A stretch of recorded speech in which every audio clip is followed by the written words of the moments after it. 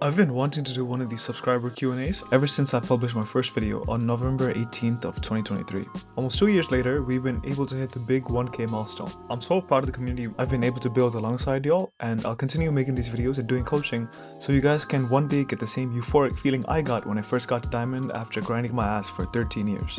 If you guys are new here, my name is Raybees and welcome to my very first subscriber Q&A. I've pulled these questions from my preview post as well as my Discord, so if you want to be a part of the next one and get a free session with me, subscribe to the channel and join the Beehive. So without further ado, let's get started. Question number 1 from Tom Yoshi. Why did you start making League content? The short answer is because I wanted to be an inspiration for other people struggling to get Diamond. I wanted to tell them if someone like me could do it, then you have no fucking excuse. When I was in high school and all my boys were playing League, there was a lot of clout to be gained by being the highest rank. I never got any of that clout because I always sucked at video games and I had a crippling sense of ranked anxiety to boot. I stayed Heartstuck Silver for the entirety of my time playing in high school. I was always known as the Lucian and Vayne guy with crazy mechanics but with no brain cells whatsoever.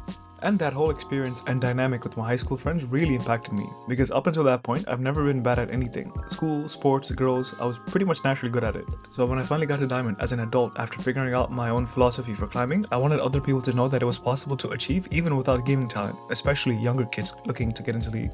I was so driven to make this channel because I knew there were tons of people out there that are really trying hard to get Diamond in this game but just can't seem to figure it out, and I wanted to be there for them so it doesn't take them 9 years like it did for me.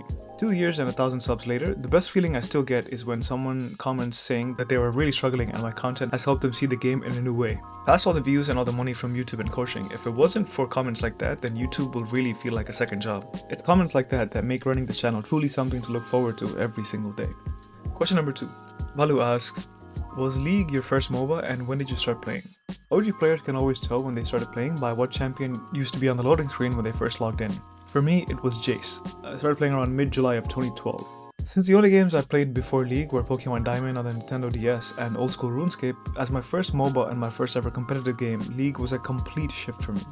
To be honest, I didn't really get all that much out of it and I didn't really start playing it as my main game since around the time that Callista came out. Ironically around like November 2014, almost exactly 9 years before I finally got Diamond. Question number 3 from Bubio asks, why did you start playing Tryndamere mid? I started playing Tryndamere because I needed a brain-dead champion to stifle my flashy champion addiction. Ever since high school, I was known as a flashy champion guy, with Lucian and Vayne and all the other assassins. When I transitioned over to mid as my primary role in Season 8, I was pretty much playing everything from assassins to mages to ADCs. Even though I saw some success with my infinite champion pool, climbing all the way to Platinum 2 because Emerald didn't exist yet, I couldn't quite break into Diamond. This continued for about 5 years until patch 13.7 dropped, which basically changed my League career forever. It dropped on August 30th of 2023, a few days after my birthday, and it famously buffed Tryndamere's attack range. And since I wasn't finding any success with my current champion Ocean, I decided to hunker down and try to one-trick a brain-dead champion to get to Diamond. And after trying for 5 years, I got to Diamond just 4 months later after picking up Tryndamere. And this is where my philosophy of champion mastery comes from. Pick the most brain-dead champion that you're having fun with and ride it all the way to master. Every day I wake up and I'm glad that Tryndamere is my main champion because now I can focus on learning the game instead of trying to farm clips for my montages. And the rank is proof of that. Question number 4 from Josh Chimera, who is my first fan by the way, asks, where's the Beemote? Brother, I can barely make these videos with my level of editing skills. How do you expect me to make emotes? Question number 5 from Macy. I just want to thank you for all your hard work and not giving up on this channel for these years. If I'm here, I may just use the opportunity to ask, why Raybees? Thanks for the kind words, man. The channel started off strong but got constantly fucked over by my wavering reason to keep playing League of Legends, but I've solved that problem for good now. There's a couple of reasons why I went with Raybees.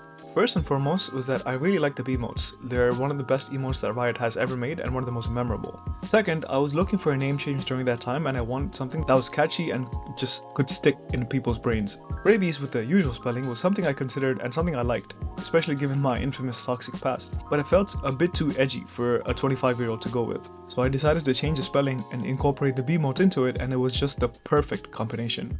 It had the pronunciation, but the spelling and Beemotes made it more endearing and less edgy, and it could be shortened to Ray. The name also matches my personality perfectly, since I'm not one to sugarcoat things and can be pretty brutal when it comes to giving my delivery. 2 years later and I still can't think of a better name for the channel. Question number 6 from Felix Albert. who is also an OG subscriber. Love your content. What's your peak rank in League and how did it feel when you finally got it for the first time? My peak rank is Diamond 2 89 LP, roughly 5 or 6 wins away from Master. At the time I was decently good at managing my imposter syndrome, so I wasn't really feeling too hyped about it, just cautiously optimistic. Problem was I was playing fine but riding a nice winning streak from overpowered teammates, which made me feel quite nervous since I wasn't being tested. This is why I think people bitching about teammate is such a pussy mentality. If you get constantly good teammates and get carried to an elo where you don't belong, not only are you not good enough to be there, but you're also kind of rusty since you haven't had to carry games in a while. It's actually counterproductive to have good teammates all the time. And this is what happened to me. What followed after I got to that peak was a 9-game losing streak where I was playing mostly well, but which ended with me quitting the game and the channel for a while. Question number 5 from Satya. If I want to eventually become a Draven main, should I practice easier ADCs like MF or Ashe and then change to Draven after I've climbed, or start practicing him now? I'm bronze for context. Solid question. I personally would recommend practicing easier champions to Platinum before you swap over to Draven. I think Draven before Platinum just sounds ugly, like I don't like that. I also wouldn't recommend MF because while she does have a strong early game like Draven, her ult reliancy makes her more of a caster playstyle, which is different from Draven's axe juggling. I would much rather you start playing Ashe. She has a very strong laning phase, doesn't have dashes like Draven, has utility on her E and a global ult, just like Draven. It allows you to train the skill sets needed for Draven while you're still climbing, and then you can switch over seamlessly. I don't know if you've seen my second ranked account video, but I suggest you start playing Draven on a second account or even in Norms or Flex just to get a feel for the axe juggling since it's such a unique mechanic. Hope that helps. Question number 7 from jacksnackgaming. Recently I've been playing a ton of ADC because mid lane was boring for me facing against mages most of the time. But the problem is that 1, I get very tilted with my supports as I am stuck iron and most of the time they either troll pick or just feed. 2, I can't decide on a main between Twitch or Draven. On one hand, I enjoyed Twitch because he's simple, but I feel like his early game just isn't that good and he has no engage in teamfights. But on the other hand, I am really bad with Draven because I over-aggress and end up getting killed for it. So, should I stick with ADC, which champion I listed is more rewarding to main long term? Thank you and have a good one. So, this is a classic case of mental masturbation. It's like a homeless person asking what business venture should be most optimal to get into in this new AI revolution. Number 1 is that the premise is flawed from the jump. He didn't specify what champion he made, but I would argue mid lane is the most fun laning role and it's not even close. Top lane, you're just banging your head against another tank or a bruiser that doesn't die fast, and bot is just an uncoordinated orgy. Mid lane is the only role in the game where you get to lane against assassins and mages, which can be a fun game of dodgeball and tethering once you get good at it. But let me assume it's premise and say that we're going bot lane because mid is boring. Number 2. Supports being bad are something you have to expect if you want to keep ADC long term. I played ADC from season 5 to season 8, and I only got better at ADC when I stopped bitching and moaning about my support and started treating them like a bot with randomized levels of skills. You never know what skill your support is going to be, and it's on you as a functional human being with triple-digit IQ to navigate the lane so you'll be useful even if your support is shit. Don't ever expect them to be good. Number 3. Refer to the question before this one, but I'm personally against playing Draven until you reach like Platinum. He's a uniquely difficult champion because of the axe juggling mechanic, and since you're stuck in iron, he's way out of your league. That's like a 35-year-old Reddit mod trying to get with Isabella Merced. Like, brother, do you see the yams on this thing? Twitch, on the other hand, is a phenomenal champion to start maining in iron. He's simple, doesn't need to win lane, and scales into a demon with items. I don't know what you think you're playing, but ADCs aren't supposed to be engaging teamfights. Unless you're playing Ashe or Varus, all other ADCs should wait for other people to engage and follow up. And Twitch has a unique feature to him that no other ADC has. Because of his invisibility, he can start the fight on his own terms.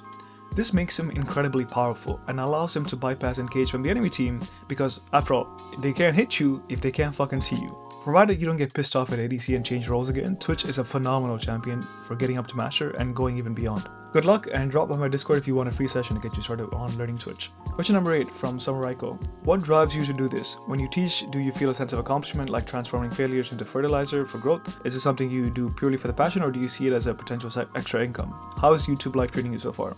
The main driving factor behind the channel is to show people that are struggling with getting their rank that it is possible and you don't have to be talented to do it. The more videos I make, the more it becomes about breaking the fixed mindset that has grown on me on my childhood and adolescence and teaching the process to anyone who's willing to listen.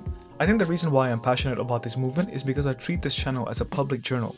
I come here and talk about whatever I'm feeling at the time and try to relate it to climbing in solo queue. I think League can be a great way to experience a part of yourself that might otherwise lie dormant, and I would like to help people understand that part of themselves just as I'm doing for myself. And as far as YouTube or coaching money, it's way less compared to what I make in my day job, so it's less of a secondary income stream in more of a creative endeavor. If anyone wants additional consultation with me, I'm going to charge them for it because I could be doing something else with that time. But the amount I charge is pennies on the dollar for what my hour is usually worth. But being a YouTuber is pretty fun. I enjoy pretty much every aspect of it. It's similar to my philosophy on playing a champion. You have to play it because you find the act of playing the champion fun in and of itself, not the ranks or the clips that you get from it. Same applies to anything else you spend your time on. You have to like it to the point you'll be willing to do it for free. I was making videos long before I started making a couple of bucks from it because I found the whole process fun as fuck. And so the last question from Irrelevant155 asks, why cat so hard? Motherfucker, I told you cat was going to be hard. I told you. Well, that's it from me, guys. Thanks for sticking around for my first ever subscriber Q&A. This video is less for the general populace and more for indulging in my own community, so I really appreciate all the support you've given me, and I'll continue making these videos so your climb can get a bit easier. Hit up my Discord and DM me to redeem your free session. Other than that, thanks for watching, guys, and I'll see you guys next week with a brand new video.